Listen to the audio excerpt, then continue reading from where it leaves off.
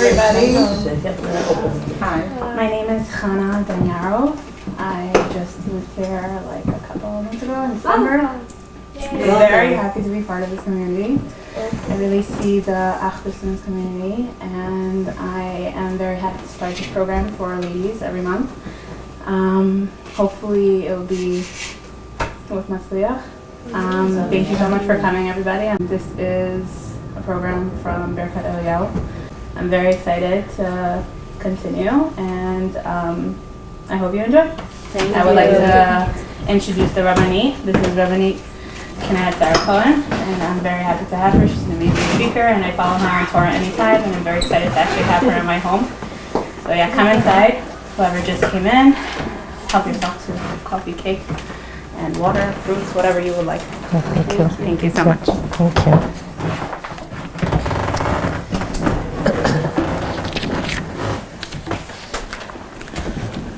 Good evening, ladies. Borchot habaot. Borcha nimtza. It is such a privilege and a pleasure to be speaking to this Kahal Kadosh of Bayswater. And I am so excited that you came out here, and how lucky and fortunate that we all are that we're gathering here tonight on Rosh Chodesh Adar. It is such an auspicious occasion. And to be very honest with you, I didn't even think myself that I was going to make it. I was just getting over a horrible cold, and I'd canceled already some previous shiurim, and I very much waited till the last minute, just recently getting my voice back. So I think it is this chut for me too, that I was able to venture out here tonight. And Bezat Hashem, I hope that you will enjoy this shiur. Before we begin, I just want to dedicate this shiur to two individuals who passed away. One just recently, last week. Yishabi Leilui Nishmat Yaakov ben Tamar, a young man who died in his early 40s, unfortunately, very suddenly, and left 5 yatomim, unfortunately. Should have an Ilui Neshama. And also to the Ilui Neshama of Leah Bat Yehoshua Aryeh, Aleh Shalom.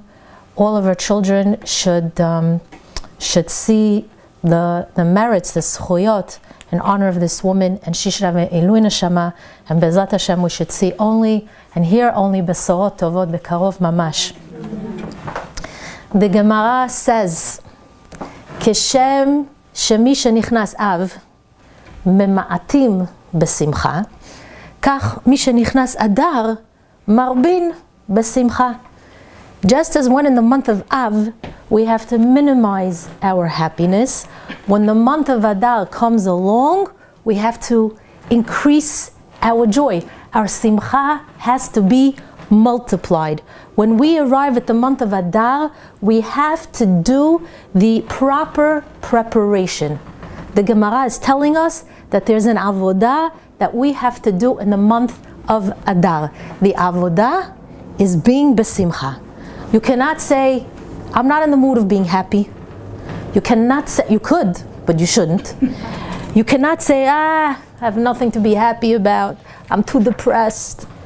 Just like you have a mitzvah to eat kosher food, whether you are in the mood or not, just like you have a mitzvah to keep the Shabbat, whether you're in the mood or not, the same holds true with the month of Adar. When this month appears on the calendar, you have an obligation to be besimcha. And not only you have to be happy, you have to increase the happiness. I'll tell you, there's a story that took place in Warsaw during the Holocaust. There was a great Rebbe who witnessed the Nazis, Yamach Shemam, take his wife and children away, and he never saw them again. And Chag Purim was just around the corner. So he wondered, how am I going to be besimcha on Purim? We're living in such a Gehenna. How are we supposed to inspire ourselves to be happy? But then he thought to himself the following. The Ari Kadosh Alav Shalom writes that Purim is a very special day. It's even greater in a certain sense than Yom Kippurim. Now we know that Yom Kippur is Yom Kippur, right? Right? Right? Yeah. Good. I just wanted to make sure you're up and about. But if you realize the words Yom HaKippurim sounds like Yom Kippurim. Yom Kippur is Kippurim. It's like Purim. So this Rebbe said to himself, what's the connection between Yom Kippur and Chag Purim? So he thought, the Ari says, well, on Yom Kippur you have to fast. You have to go to shul. You have to concentrate on the tefillah, whether you like it or not, whether you're in the mood or not. A person cannot greet Yom Kippur and say, I'm not in the mood to fast today. I'm hungry, so I'm just going to eat my sandwich. You have to suffer through the day and accept it, because there's only one day a year that's Yom Kippur. And whether you're in the mood or not, whether you're in the right frame of mind or not, you still have to push yourself to observe this holy day. So this Rebbe thought to himself, that's what the Chachamim probably meant when they said that Yom Kippurim is really Yom Ke-Purim. When it comes to Purim, it's the same idea. Even if I'm not in the right frame of mind to be happy, I still have to push myself like I do on Yom Kippur. I cannot say, well, I don't feel like celebrating Yom Kippur today because I'm not in the mood, so I think I'll just observe it next week. Who could say that? Today is Yom Kippur. Today is the day that I have to fast.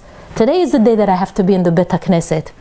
And I have to do whatever I have to do in order to make that happen, in order to get myself into the mode. And the same is true with the month of Adar and Purim. You cannot say, well, I'm not feeling very happy these days. You know what? Maybe next month when my problems of life are resolved and I'm in a better mood, I'll work on being happy. And then I'll celebrate Adar. That's not how things work in life. The Torah HaKadosha does not wait for you to catch up with the calendar, with the time of year. The clock keeps ticking no matter where you're holding in life. And that's what this Rebbe told his Talmidim in Warsaw.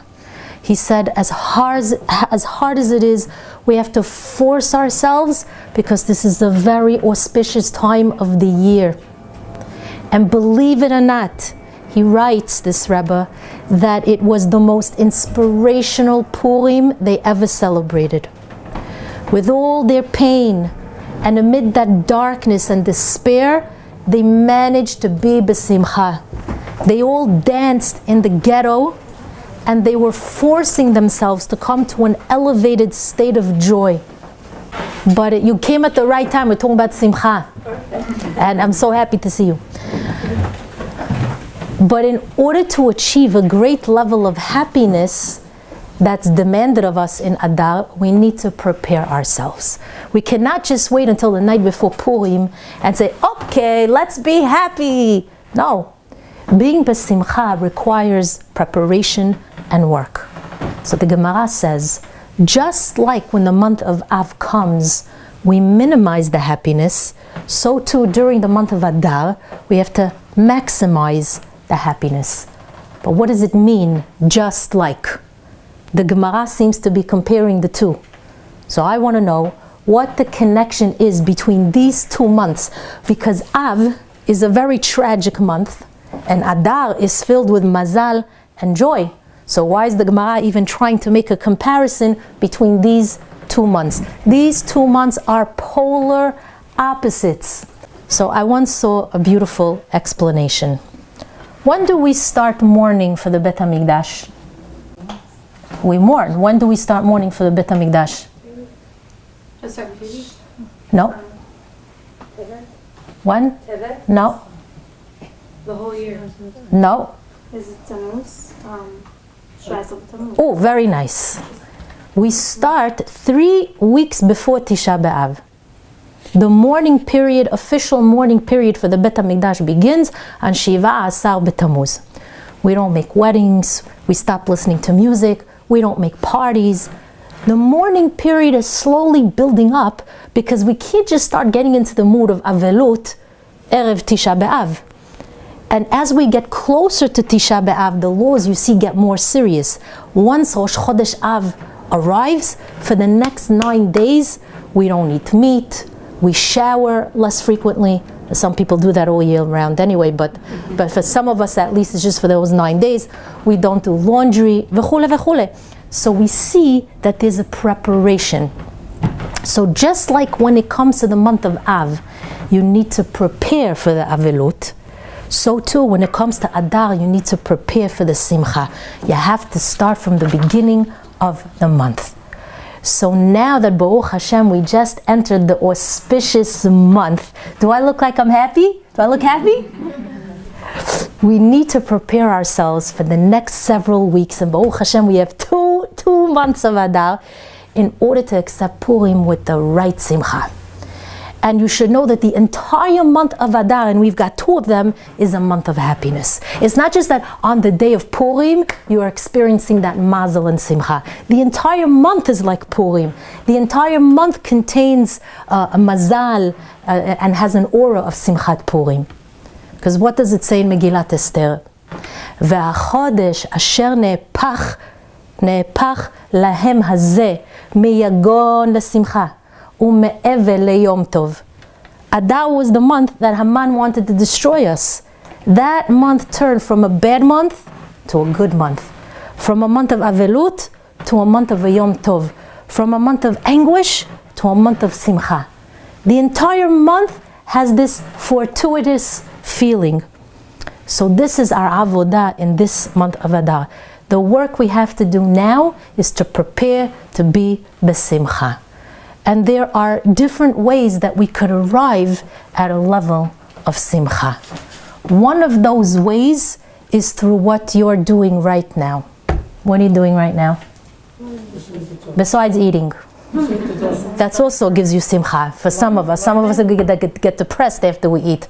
But what? Very nice. One of the ways simcha comes through the study of Torah. When you learn, the learning brings you a certain happiness. And don't misunderstand me, by the way. The simcha that I'm talking about, that we have to achieve, it's not the type of simcha of Bozo the clown, where you're jumping around and cackling and laughing out loud, and that's not simcha. That's what we call holelut. That's a misplaced giddiness that breeds an inappropriate looseness. And you should know, in general, there are many people who are always laughing, but deep down, they're very depressed. They look like they're having a great time, but they're not happy. Happiness is not something that you could see on your face. Happiness is something you feel inside in your heart. And one of the ways we arrive at true happiness is through the study of Torah. David HaMelech Alav Shalom says in Sefer Tehillim, Pekudei Hashem Yesharim Mesamche Lev. The Torah brings joy to a person's life. It means it makes you feel very good. The Torah leaves you with a sweet taste. As a matter of fact, the Orach Chaim HaKadosh Alav Shalom wrote that if people would know how pleasurable and how sweet the Torah is, they would leave everything in the world that they run after, and they would just want to sit and study it all day long. Because the Torah brings a person to such a high. So when you come to a good shiur, like this one, for example, you leave inspired and happy. And it's not only because you heard some good divrei Torah, some good chidush, or a nice idea. But Chachamim tell us, the Zohar Kadosh tells us that just the fact that you're hearing words of Torah is already soothing your neshama and creating an inner happiness. And I'm going to prove it to you. I brought my show and tell here. If you notice, the word Adar is spelled Aleph, Daled, Resh. What does that stand for? There is a pasuk in Sefer Tehillim that says, Rosh Devarecha Emet. Rosh Devarecha Emet. It means the beginning of God's words are Emet. Well, what does that mean? Well, we have 3 books that comprise the entire Torah HaKdosha. We have the Chamisha Chumshei Torah, we have the Mishnah, and then we have the Gemara. Those 3 elements make up our entire Torah. These 3 areas of Torah that we study are all emet. They're all the truth. Now, our Torah, for example, began with the Aseret HaDibrot. Because up until the Aseret HaDibrot, what do we read about? We read about the stories that happened to our forefathers, to Avraham, Yitzchak, Yaakov, the Shevatim. But when did the real laws begin? They began when Hashem gave over the Aseret HaDibrot at Har Sinai. What's the first word of the Aseret HaDibrot? Anochi. The word Anochi begins with the letter Aleph. Right? Now, if you open up the Mishnah, the first word on page 1 is Me'ei Matai. From where do we learn this from? So the Mishnah begins with the letter Mem. And the first word of the Gemara, if you open up the Gemara, is Tana, which begins with the letter Taf. So these 3 letters spell the word Emet. So David HaMelech was telling us, Rosh Devarecha Emet. The beginning of your words, Hashem, are Emet. That means the 3 areas of Torah are all Emet. That's why we call this month Adar. So when you come to the month of Adar, how could you reach an exalted level of Simcha? By connecting yourself to the Emet. What Emet? Google is not going to provide you with the Emet, by the way. Not Google, not social media, that's not the Emet. There is no truth in the world except in HaKadosh Baruch Hu's Torah. The Torah is flawless, it is perfect, there are no mistakes, it is a complete and pure book. Therefore, the word Adar is here to remind us the way to achieve happiness. And the way to achieve it is through the study of Torah. And if you think about it, at the end of Megillat Esther, what did the Jewish people do? The Pasuk tells us, Kiyemu v'kiblu haYehudim. The Jewish people accepted upon themselves what they had already accepted back at Har Sinai. They reaffirmed the acceptance of the Torah. They said, Borei Olam, we are accepting the Torah. Why does the Torah have to be reconfirmed? They accepted it already those hundreds of years before. There was no expiration date when the Torah has to be renewed. We already accepted it back at Har Sinai. What does it mean when it says Kiyemu v'kiblu? Well, ladies, when Hashem gave us the Torah after we were redeemed from Egypt, you know how we accepted the Torah? We were shaking. We accepted it out of tremendous pachad, out of fear. HaKadosh Baruch Hu took Har Sinai. He held it over our heads and he said, you want the Torah? So we said, well, what are our choices? I said, I'll tell you what the choices are. If you accept the Torah, beautiful, wonderful, great blessings are going to come your way. If you don't, I'm going to take this mountain and I'm going to drop it on top of you and you're going to be buried underneath. If you had such a choice, what would you choose?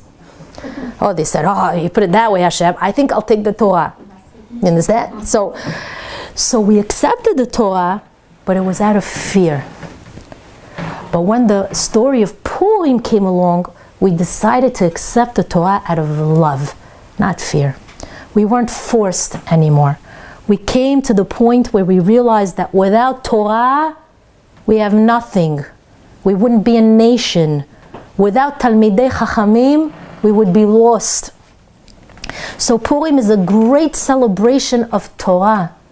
That's why it says in Megillat Esther, La Yehudim Haita Ora V'Simcha V'Sason V'Ikar. The Jewish people experienced Ora. What's Ora? It's the light of Torah. The light that illuminates from the Torah brings us Simcha. Ora v'Simcha goes together. Because we have Ora, we have Simcha as well.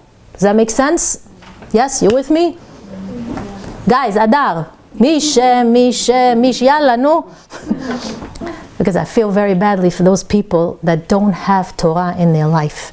because they're missing an entire perspective of life. Those that don't connect themselves to Torah, they don't have light in their life. And that means they're pretty much walking around in the dark. Without Torah, you're in a state of darkness.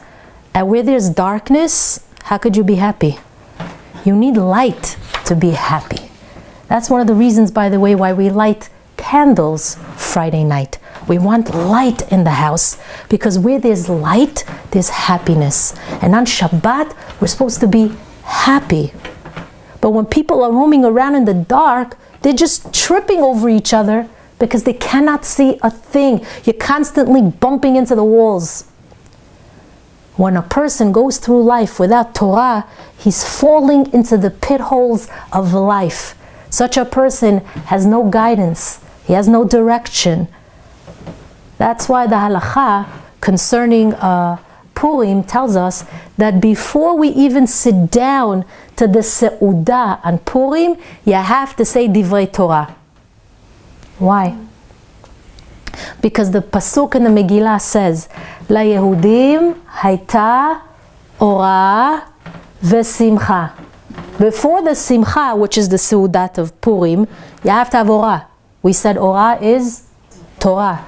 So the happiness on Purim has to be centered around the learning, not just the dressing up, the Purim celebration, the parties, the mishloach manot. So here's the question.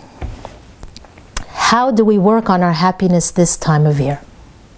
So the first thing we said is by realizing how lucky we are that we have the zchut to learn Hashem's Torah. That our husbands are devoting time to Torah. That our children are attending the holy yeshivot. That's something we should not take for granted, because if you travel far away, you're going to see that it's a barren desert of spirituality out there. There are communities that are not thriving with the sounds and inspiration of Torah. So part of the happiness that we have to feel is that we live where we live, that we're surrounded by Torah, because Hashem gave us such a zchut. It's not a coincidence, by the way, that you're here tonight. Your neshamot, the Ari says, your neshamot had to be here to listen to what I have to teach, because our neshamot have some kind of a connection. Believe it or not. What's your name? Flora. Flora? Ken. Oh my gosh, I can't believe your name is Flora. I'll tell you why, Flora. When I was in 4th grade in public school, I used to be in public school when I was a little girl, I had a 4th grade teacher named Mr. Rubin. And whenever he wanted to make us laugh and keep us quiet when we were rowdy, he would start singing opera. And he would say, "Oh, Theodora, don't spit on the flora." So when you said your name is Flora, that kind of triggered Mr. Rubin in the 4th grade. Simcha from 4th grade. I wasn't so besimcha with that voice of his, but You're laughing now. I'm laughing now. That's what it is. So the Ari says, anyone who is in a shiur or in one group, if you gather in one group, you're somehow connected. There's a reason why you specifically, this group specifically, found themselves in this shiur, and why you're sitting next to the woman that you're sitting next to. Bemet, Ari says this. And there's a reason. Now you're looking, who's the lady sitting next? Hi, I know you from a lifetime ago. Yes, you do. Yes, you do. Yes, you do. Yes, the Ari says, and there's a reason that I'm the one teaching you these lessons tonight, because somehow our neshamot were bound together at some point in the upper worlds, and therefore we had to gather here tonight in the lower worlds in order to accomplish something together. So we should feel very fortunate. You should know that you being here tonight means you guys won the lottery, because for some reason HaKadosh Baruch Hu inspired you to come, because He has a message in store for you that could enhance your life. And you listened to that message, and it gave you the effort, the push to come, and you made that effort. And that's something that should instill happiness in you. And even more than that. What's your name? Yafa. I don't have any stories about that name, by the way. But I do have a story to illustrate this point. There was an old man, it's a true story, there was an old man who used to come to a shiur in his neighborhood in Eretz Yisrael. And he would come very early, and then as soon as the rabbi would start talking, he would fall asleep. Happens a lot, by the way. And every few seconds, he would jump up, he would like wake himself, jump up, like he's afraid of something, like this, and then he'd fall back asleep again. And again, a few seconds, like, get up from the pachad, and again, fall asleep again. And he did this again and again, go back to sleep and wake up from pachad and again. Now, the other men at the shiur, they did not want to embarrass this guy. They thought he's a little strange, but they never questioned him, they never made any comments about his behavior, they tolerated him. One day, it was a very snowy day. Now, snow in Israel is very rare. For them, if it snows like half an inch, everybody closes shop. That's for them a very snowy day. Be'emet. I was there once in Yerushalayim when it snowed. It was like mamish flurries, and you see people running around. I gotta get boots. I go around with my regular shoes with snow flurries. But anyway, one day it was a very snowy day, and the rabbi was debating if he should give the shiur or not. Very snowy day, half an inch.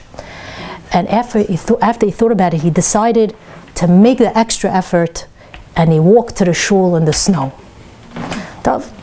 When he walked into the shul, who was there? Who? Not the snowman. No. The old man. The old man, and only the old man. Nobody else came. You know why? Because it was snowing a half inch.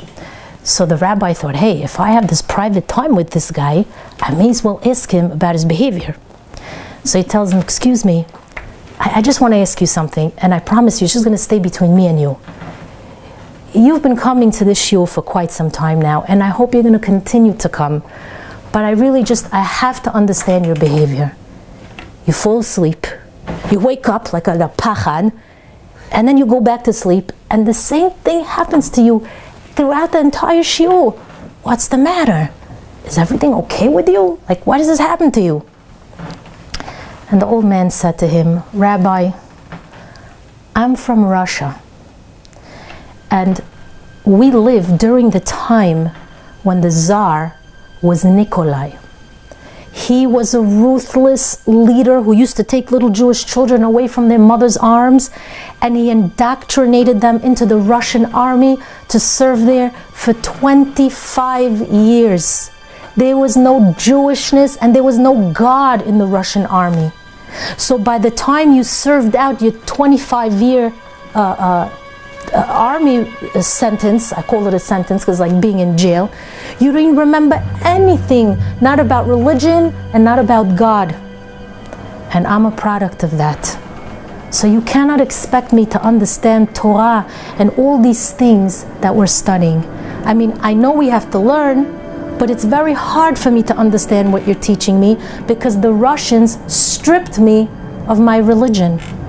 Not only that, but when we were in the army, they would force us to remember all the communist cabinet members of the Russian government, and then they would line us up and they would test us. And they would say, what's the name of the treasurer? And we had to know the name. What's the name of the Secretary of State? And we had to know the name. We had to know the names on the spot, and if we made a mistake, they would beat us. They wanted us to fear every single one of the cabinet members. So you know what I did all day long in the army? While I was working, I kept repeating the names of the cabinet members in my mind so that when they test me, I should be able to answer correctly. And then, after my 25 years was over, I was released from the army, and Baruch Hashem, I emigrated to Eretz Yisrael, and I wanted to study Torah. But I didn't know any Torah. All I knew was that they taught me how to read the names of the rabbis in the Gemara. So I told myself, hey, these rabbis in the Gemara are the members of our cabinet. These are our leaders. So I just repeated the names of the rabbis again and again in my brain. Abaya, Rava, Shammai, Hillel, Rabbi Yochanan, Resh Lakish, Rabbi Yirmiyah, Rabbi Akiva. Rabbi Shimon Bar Yochai, Rabbi Meir Baal HaNes. And that was my connection to Torah. My connection was these holy rabbis, the names of these holy rabbis, the cabinet members of our Torah. So when I come to the shiur, because I don't understand much, I end up falling asleep. But when I hear you quoting the names of the cabinet members of Torah, I shake from pachad. I get up, I shake from the pachad. Because that's how I was trained in the Russian army. Because whenever we'd mention the names of the officials, we'd have to be called to attention. Ladies, this man's connection to the Torah, and what brought him a little bit of simcha, was merely the names of the Rabbanim. For that alone, it was worth it for him to come out every single night. So if just reading the names of the Chachamim brings a person a little bit of comfort, how much more will your heart feel happy when you have the ability to understand the concepts that you're learning? Can you imagine? Now if I say Rabbi Akiva, how should you feel? Happy! And you're awake too. Barely. Yeah, you see, you don't have to shake from the pachad. That's the happiness of Adar. Our happiness is in learning Torah. I'll give you another example, another story. You know, there was a boy who eventually became a Rosh Yeshiva in Eretz Yisrael. But when he was young, he had a very hard time concentrating and studying. He really wasn't into it. So one of the rabbis went over to this boy and he told him like this. He said, I want you to know something. When you pray, you're talking to Hashem. But when you learn Torah, Hashem is talking to you. All the wisdom that you acquire is because Hashem is giving it to you. The Gemara tells us that when you learn Torah, Hashem kisses you with His wisdom. You're attaching yourself to God during those moments of learning. He says, whenever you open the Gemara, I told him, you should know that Hashem is on the other side of you and He's studying together with you. Even though you don't see Him, He's putting the information into your mind. And whenever you close your Gemara, Hashem has to close His Gemara also. And Hashem loves to learn. So you should know that every time you close your Gemara, you inadvertently cause Hashem a great deal of pain. Hear this? When that young man heard these words, he felt like he didn't want to cause Hashem any pain. And from that day on, he became the most diligent student and he never closed the Gemara. That's how he became the Rosh Yeshiva. So ladies, when you sit here in these classes learning and growing, you should know that the Melech Malchei HaMelachim is right there next to you. The most influential, the most powerful, the Almighty is doing what? He's with you and He's with me right now in this room as we are learning Torah. Hashem is actually paying attention to us in this very moment and He's feeling so close to us. Shouldn't this give you some simcha? Yes. Hashem gave us a piece of eternity that exists within each of us, and He did that so that we could connect to Him. Lo asachen lekol goy. The Gentiles do not have that deep connection. They don't have the privilege of connecting through the study of Torah. A goy is not even allowed to study Torah. So we should feel very fortunate and happy that HaKadosh Baruch Hu gave us a way in which we could connect to Him. You have to think of how lucky you are to be sitting here and learning. You feel lucky? I don't think so. Yes or no? Yeah. Louder. Yeah. There you go. You should feel a schut that your family is a Torah-oriented family. It should instill some measure of simcha in your heart. So don't wait for Purim to get excited. Start working on yourself now. Remember how special the Jewish people are, how Hashem chose us to receive His most precious and holy Torah that has in it, embedded in it, all the secrets of creation. Do you know what that means? It means we're very lucky to be the nation that's privy to those secrets. And that should give us some measure of joy. But I want to share something with you that actually pertains to us women. Happiness comes to someone who has emunah. Faith means that you see Borei Olam in everything. It means that you believe Hashem runs the world and that nothing in life is a coincidence. Everything you see and know is divinely designed by the Ribono Shel Olam. The tiniest snowflake that falls from up above is being guided by Hashem, and it lands in the exact spot it's destined to land on. When the wind blows, it's fulfilling the will of God. It says, Ruach Se'ara Osa Devaro. If Hashem is worried about every individual snowflake and every drop of rain, certainly He worries about you. He's guiding your footsteps, and He's with you, and He's at your side. So when a person has emunah, that leads him to simcha. During the challenging times when you don't see the hand of Hashem, that's when you need the most faith. That's when Hashem needs you to have emunah. You don't need emunah on the things that you understand already, on the things that are very clear to you in life. Faith begins dafka in the areas of life where you don't understand, that you don't see very clearly. We call that concept hester. When there is a hester panim and Hashem is concealing Himself from you, that's when you have to take a leap of faith and believe that He's still with you, that He loves you, and that He's protecting you. A person who doesn't have emunah, he's depressed because all day long he's wondering, why did this happen to me? Maybe I have bad luck. Why did this go wrong?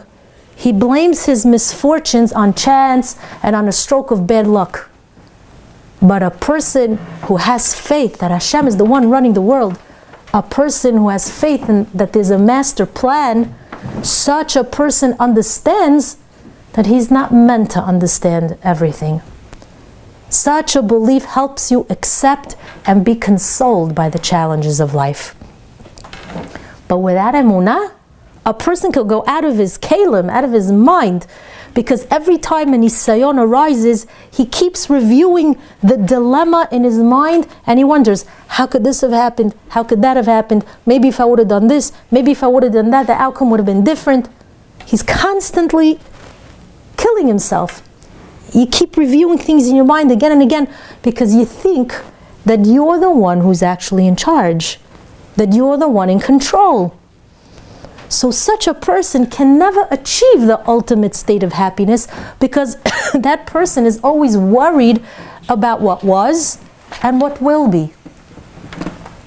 Thank you so much. I really appreciate it. Baruch atah Adonai Eloheinu melech haolam shakol niya bidvaro. Amen. Thank you. Oh, that was good. But when a person realizes that he is not in control, he lets go of Olam Hazeh and he leaves it to Hashem, because this world also belongs to Hashem, by the way. It says, La Hashem ha'aretz u'melo'ah. The power and the majesty belongs to the Ribono Shel Olam. You have to remember that. We're only a creation. We are not the creator. The one who is created cannot be smarter than the one who created it. Maskim? Mm-hmm. So when you surrender yourself to the will of Hashem, you feel happier because you trust Him. And you know that you have the Ribono Shel Olam as the driver who's driving you to your destination. So I'm going to share a secret with you ladies that was revealed to us by the holy Baal Shem Tov, alav shalom. Here we go. You ready? I'm taking you now. Now, you know, I'm Moroccan. And our table, we have a lot of salatim. You know what salatim are? Yeah, but what kind of salads? You got it, you got it. Matbucha, selek, gezer, all these different salatim. So I just gave you the salads now. That was the salatim. Now I'm going to serve you the main dish, and then I'm going to give you dessert. So here's the main dish. You ready? It's a meaty dish. It's not chicken. It's meat. Okay. In the Hebrew alphabet, we have 22 letters. Aleph is the first letter, right? Maskim? Yes. Taf is the last letter. Very good. You know what the Aleph stands for? You know what it represents? Aleph is one. So it represents Hashem and His oneness. Hashem is Yachid, Umeyuchad, and Od, Milvado. He's one. When you look at the Aleph, Chachamim say, especially the Baal Shem Tov, when you look at this letter Aleph, you could see the revelation of Hashem very clearly. And if you notice, the letter Aleph is actually comprised of 3 letters. It's comprised of a Vav, which is the spine of the Aleph, and then it's comprised of a Yud and an upside down Yud. If I would flip it around, you would see the Yud. So we've got Yud, Yud, and a Vav. A Yud and a Yud and a Vav in Gematria, a Yud is 10, plus 10 is how much? 20. Plus 6? 26. What do we know about the number 26? 26 is the same Gematria as the Shem Havaya. Yud, Hey, a Vav, and then a Hey. So the Aleph is made up of the 3 letters that actually represent the Ribono Shel Olam very clearly. The Yud K Vav K. And we know that the name Havaya is the name that describes Hashem's attribute of mercy, Rachamim.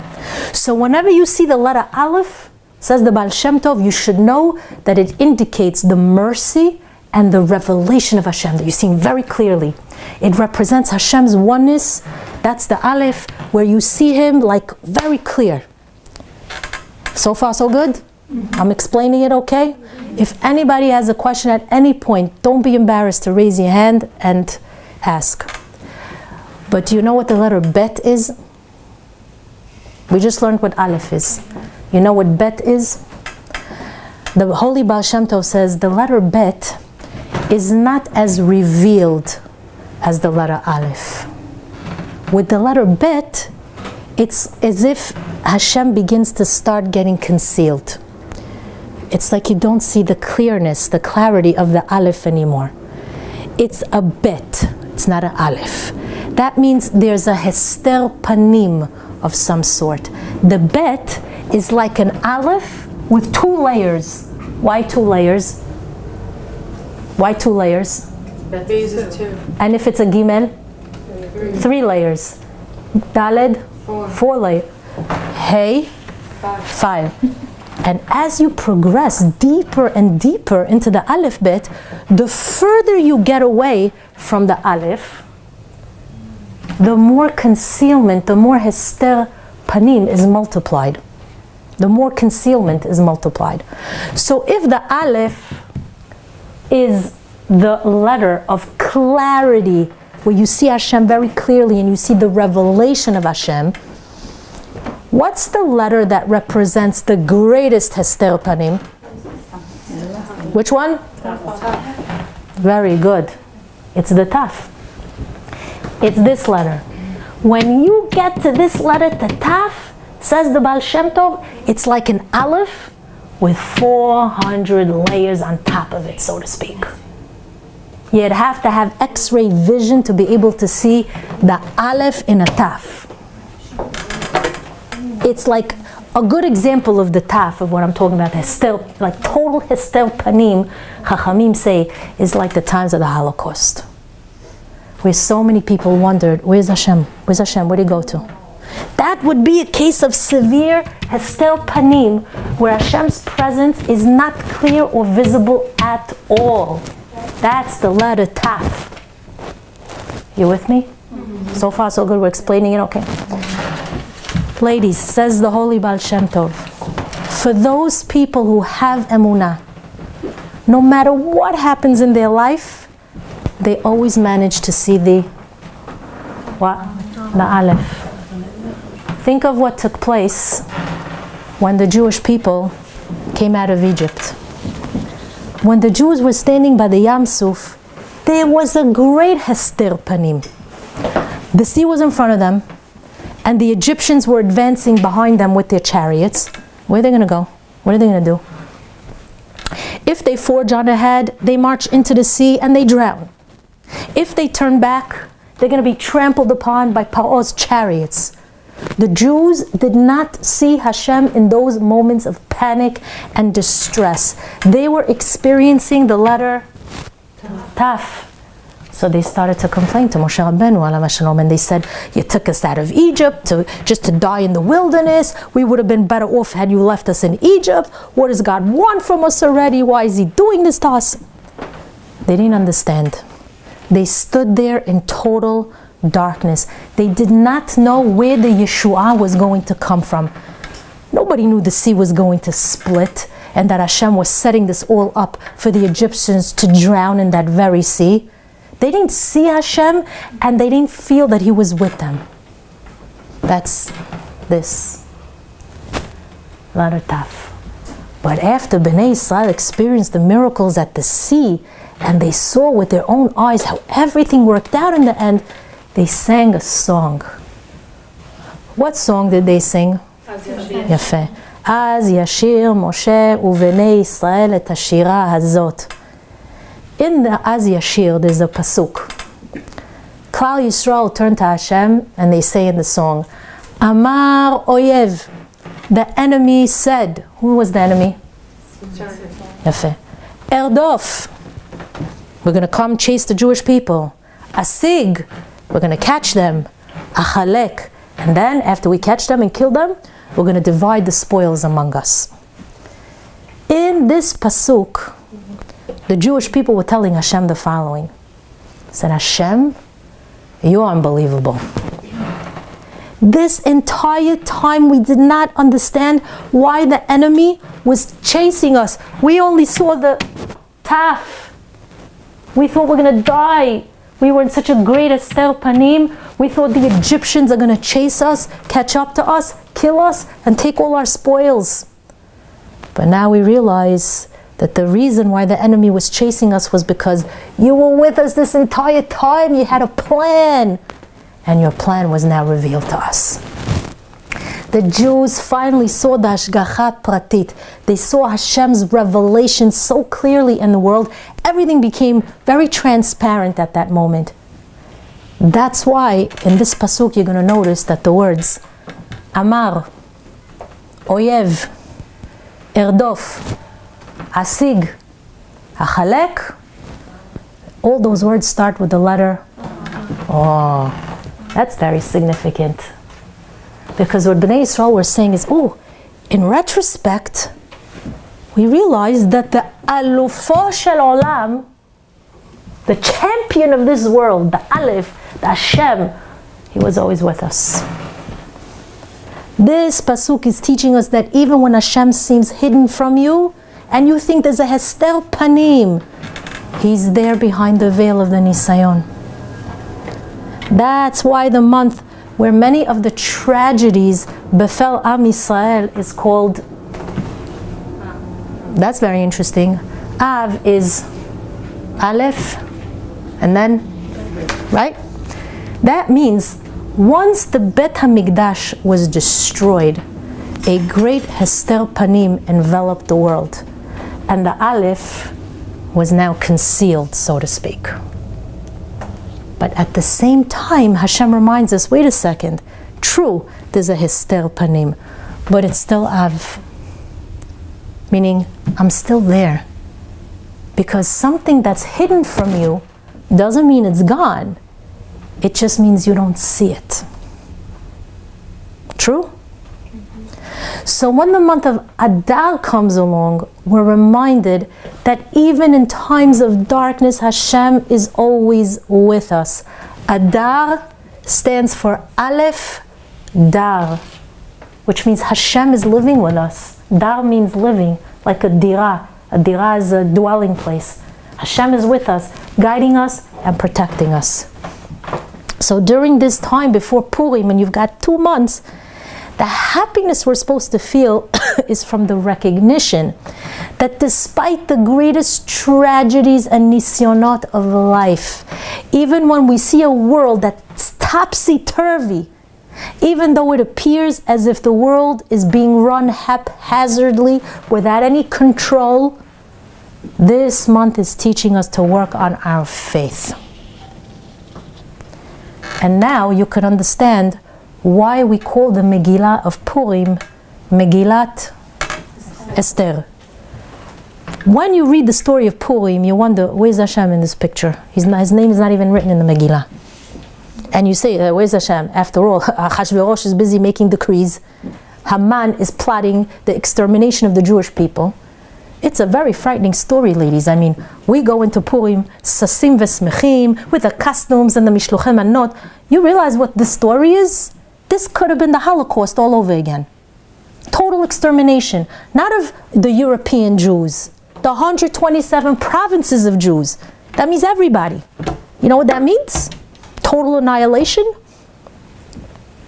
Is that scary? But in the end, what happened? Everything turned around and the Jews were saved. Mordechai became the king's hand. Haman and his 10 sons were hung on the tree.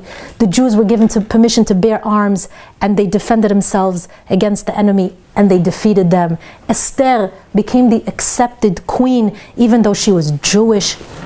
Everything worked out perfectly.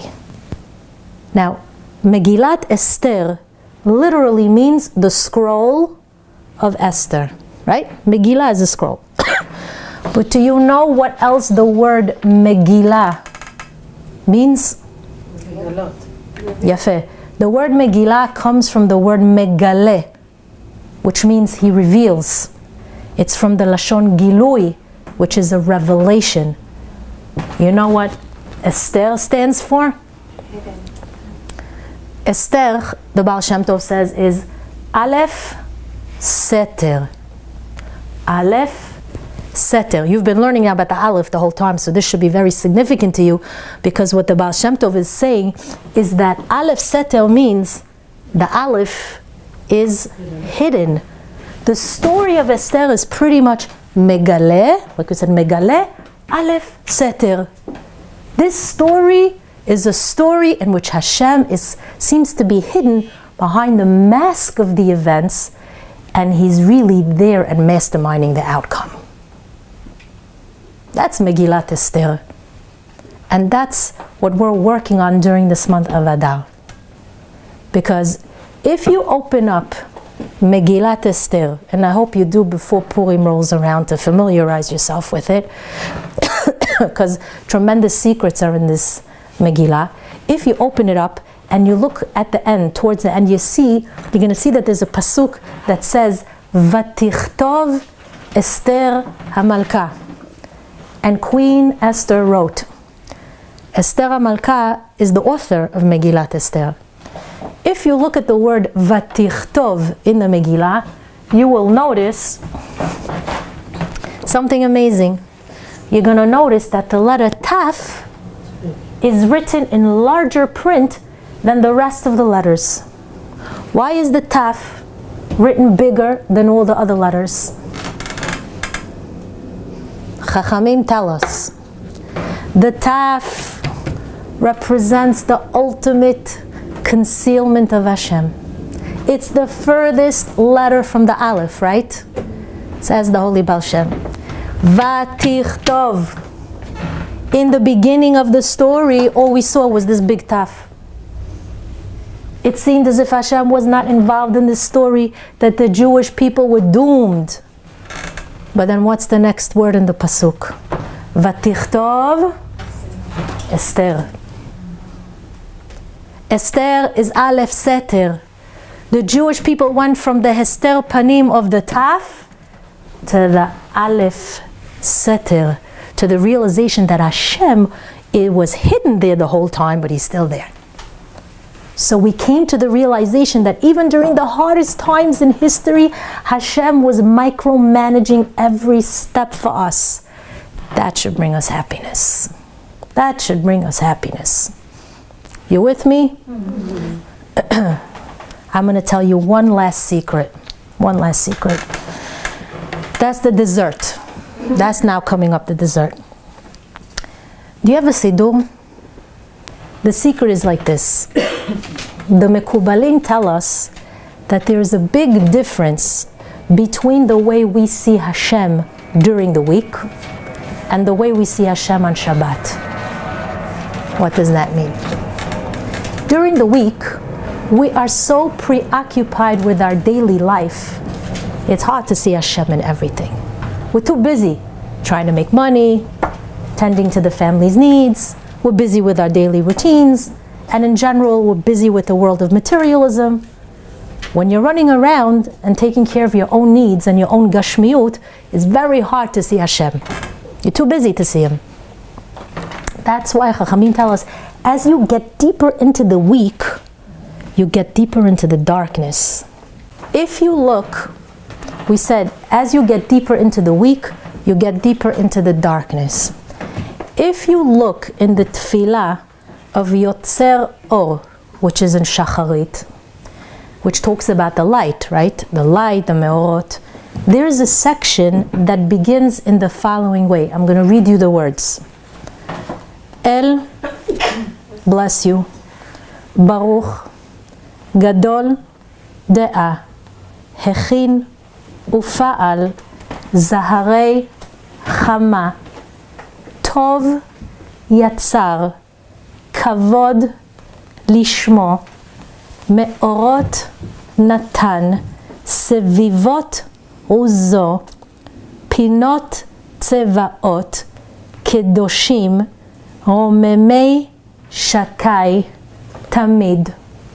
What do you notice about that tefillah? Very good.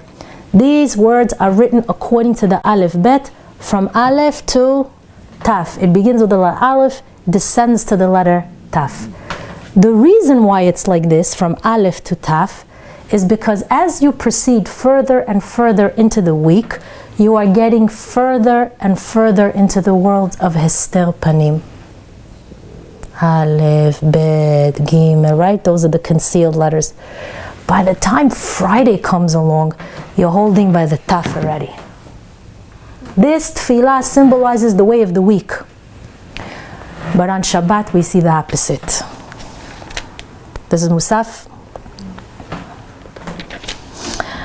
I gotta find it. Here we go. We see the opposite. On Shabbat, we go from the Taf to the Aleph. I'm going to show you soon where. We move away from the world of the letter Taf, away from the Hester Panim, and we enter the world of the Aleph, the world of revelation. Why? Why is it different on Shabbat? Because on Shabbat, you have more time to focus on what? On Ruchaniyut, on your connection to the Ribono Shel Olam, on your connection to His Torah. You're not busy with Gashmiyut on Shabbat. You're not busy with your money. You're not busy with your phones, with technology. You have time to think. You have time to see Hashem. We have time to think and see Him clearly. That's why, if you notice, in the Musaf of Shabbat, in the Tefillah of Musaf, there's a Tefillah that begins in the following way. Listen to these words.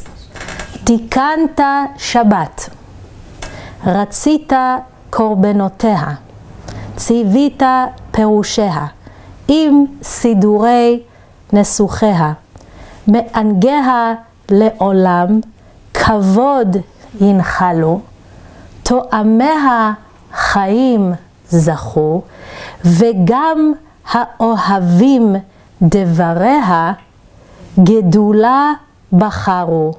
As, what is that? What did you see there in that tefillah? It went from what? From the Taf all the way. Notice how the pattern is backwards, from the Taf to the Aleph. On Shabbat, we have an opportunity to leave the concealed world, the world of Ester Panim, and instead to enter the world of light, the world of revelation, the world of truth and Hashem's majesty, which teaches us that Shabbat takes us out of the darkness and into the light. Now, the Chag of Purim also has that special ability, because Purim is connected to Or, and Megillat Esther is the revelation of Hashem's light that is hidden within the darkness. So first and foremost, Torah brings us happiness. And secondly, Emunah brings us happiness. Through Torah, there is a light that's revealed to you that pulls you out of the darkness known as Hester Panim. And your Emunah can help you combat the Hester Panim. When you come to the levels where you're learning and your Emunah elevates you to a place where you could see Hashem in everything, that's when the path is going to be illuminated for you. And that's what we have to work on during this month of Adar. Now, some ladies wrote to me on Torah Anytime, and I have to address it since this is being taped for those ladies. So happy. They wanted to know if it's possible to dedicate a shiur to a specific, to sponsor a shiur for a specific individual. Let's say Leilui Nishmat somebody, for the Refuah Shlema of somebody, for the Zivug Agun of somebody.